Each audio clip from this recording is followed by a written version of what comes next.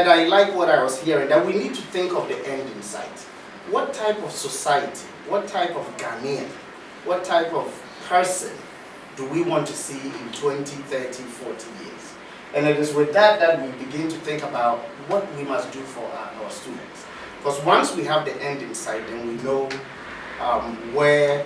how to get to that end in sight. And we are all resolved here that we want people who run this country who are morally upright, who are serious about what they do, that they have integrity, as you've talked about. So if we look at what other societies are doing, there are two things that are interesting. If you take the United Kingdom, for example, for the people that have been to London before, we say that it's a very clean city. But London was one of the dirtiest cities in the 60s and 70s. My mother went to London in 1962, and she said Kumasi was cleaner than London. But they made a decision around that time that they wanted a clean city. And they took a three-pronged approach. Approach number one was to address it through the curriculum, which is what we are doing here. Approach number two was to ensure that the laws are in place to ensure people are not going to litter and do. But then approach number three was to provide opportunities for people not to litter. And so the infrastructure was also put in place. So while they were enforcing the law and they were providing the infrastructure, they were putting it in their curriculum. But there was a difference in how they put it in their curriculum. And that is what other societies have done, and that is what is called the hidden curriculum.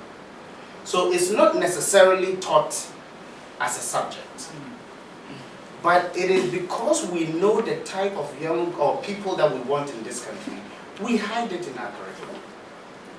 It becomes natural to the students as they go through that corruption is unacceptable.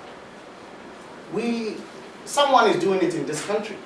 For some of us adults who have been to Ashasi University, Dr. Iwa is doing it.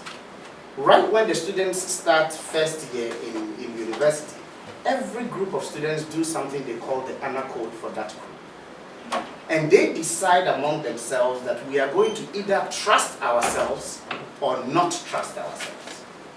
The university authority does not decide for them how things are going to be done for this particular cohort of students.